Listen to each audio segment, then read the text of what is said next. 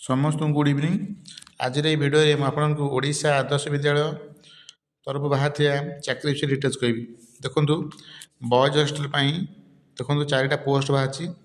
Warden रही गोटे, चौकीदार कम स्वीपर रही गोटे, हेड कुक रही गोटे, आसीस्टाट कुक रही 2टी। देखो मोट बाहर देखो 5टी पोस्ट बाहर। शिक्षा योग्यता दिया देखो बीए कि बीएससी पास करते। देखो यहाँ वार्डन पोस्ट समस्त पुरुष मैंने आप्लाय करेंगे। देखो बयस 30 ରୁ 60 वर्ष मध्य हो 2 वर्षर हॉस्टल मैनेजमेंट से अभिज्ञता थी से आप्लाय करेंगे।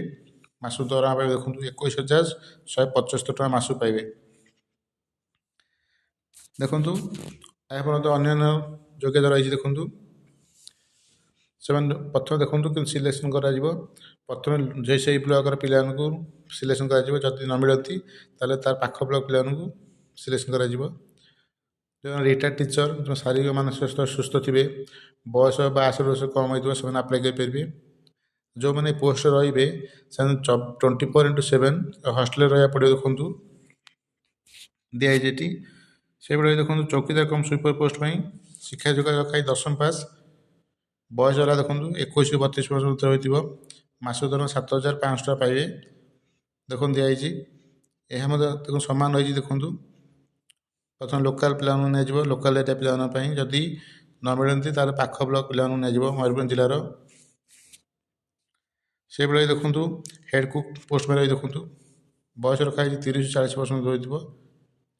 देखो मासक दरमा 9,000 टका पाइबे। से एलपीजी गैस व्यवहार जानते 24/7 हॉस्टल रे डिटेल दिया। देखो से भल रोसे जानते। देखो तापर देखो आसीस्टाट कुक बयस रखा 21 ରୁ 32 रही 6,750 टका मासक दरमा पाइबे। सामान योग्यता रही। देखो 24/7 हॉस्टल रे एलपीजी गैस व्यवहार जानते भल रोसे करें डिटेल दिया। देखो तापर देखो किपर आप सिलेक्शन कर दिला लोकाल पिला नहीं प्रथम जदि लोकाल पिला न मिलती से पाख ब्लॉक पिला नहीं डिटेल दिया। देखो किपर आपने आप्लिकेसन फॉर्म टी पकेबे। देखो दिखाई कौ पोस्ट में आप आप्लाय कर जो एनभेलप लिखे से एनभेलप लिखे application for the post of मैंने कौ पोस्ट में आप आप्लाय कर। देखो जब आप आप्लाय कर वार्डन पोस्ट कि चौकीदार कम स्वीपर पोस्ट आप लिखे। तापर देखो ये सब डॉक्यूमेंट आटाच कर तले गोटे दिखाई आप्लिकेसन फॉर्म से आप्लिकेसन फॉर्म आप फिलअप करेंगे।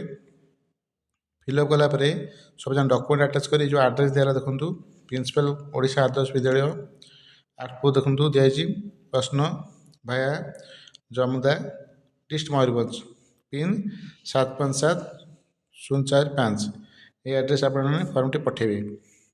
देखो शेष तारीख है 21/1/2026 पूर्व आप फॉर्म टी पहुँचे आवश्यक ना पहुँचे फॉर्म टी रिजेक्ट हो। देखो ये जो आप्लिकेसन फॉर्म दिया या आप फिलअप करेंगे। फिलअप कलापर डॉक्यूमेंट आटाच कर जो ऊपर जो आड्रेस दिखाई से आड्रेस से आप फॉर्म टी पठेबे।